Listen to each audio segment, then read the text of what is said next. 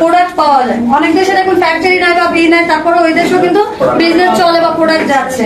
এরপরে দেখেন বর্তমানে ডিএক্সএল এর ডিস্ট্রিবিউটর সংখ্যা কত? 18 মিলিয়ন। 1,80,00,000। 1,80,00,000। আচ্ছা, 9 বেনিফিট আমি আচ্ছা, ইনকাম সোর্স যেটাকে আমরা বলি 9 ধরনের গোল্ডেন অপরচুনিটি। আমি অবশ্যই এটা নিয়ে কথা বলবো। 9 ধরনের গোল্ডেন অপরচুনিটি আছে আমাদের ডিএক্সএল এ। এটা আমরা কখন পাবো? যখন আমরা ফ্রিতে কিছু ডকুমেন্ট দিয়ে একটা ডিসকাউন্ট কার্ড করে নেব। এবং ডিএক্সএল এর প্রোডাক্ট সংখ্যা কত? 400 প্লাস। 400 প্লাস আছে। ডিএক্সএল বর্তমানে র্যাঙ্কিং কততে আছে? 15। এটা কত সালে গণনা করা হয়েছে? 18 সালে। 18 সালে। এখন যদি গণনা করে টপ 10 এ কি আসার সম্ভাবনা আছে কি নাই? আছে। আমরা কি ডিএক্সএল এর টপ 10 এ দেখতে চাই কি চাই না? यस। ইনশাআল্লাহ। তাহলে কি ডিএক্সএল কি এমনি যাবে নাকি আমাদের বিজনেস করলে হবে? আমাদের বিজনেস করতে হবে।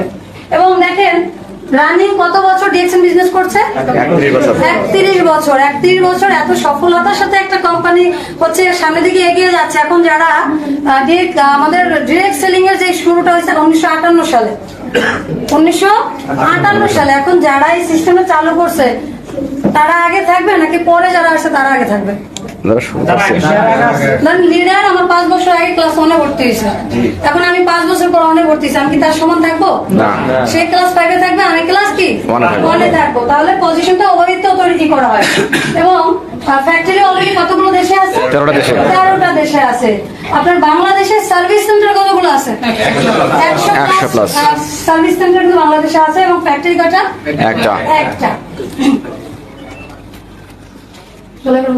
আচ্ছা, 9 গোল্ডেন অপরচুনিটি কিছুক্ষণ আগে বলছি। 9 গোল্ডেন অপরচুনিটি। রিটেল সেলার অর্থাৎ বিক্রির উপরে লাভ যেটাকে আমরা বলি।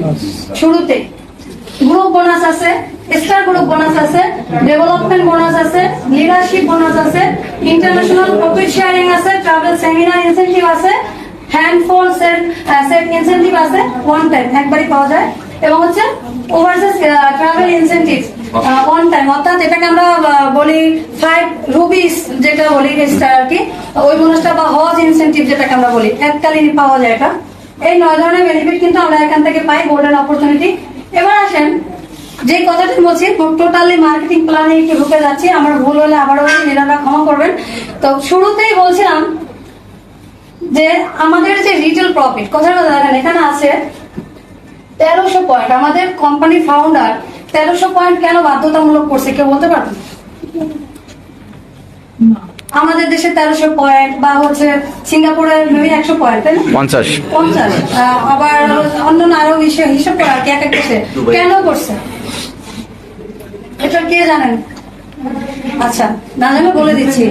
এটা হচ্ছে আমাদের কোম্পানির ফাউন্ডার যিনি দাতুক ডক্টর লিম চিওজিন, ওনার একটা মহৎ উদ্দেশ্য ছিল কি, যাতে আমরা মানুষরা কি এই মাশরুমের প্রোডাক্ট খেয়ে কি সুস্থ থাকি। এটা ছিল না? এটা কি মানবিক কাজ না? কেউ যদি আমার মাধ্যমে একটা ইনফরমেশন জেনে একটা প্রোডাক্ট খেয়ে সুস্থ হয়, তার মানে কি তাকে আমি সুস্থতার ইনভাইট দিয়েছি, এবং সেটা কি কাজ? টাকা পয়সা দিলে কি মানবিক কাজ হয়?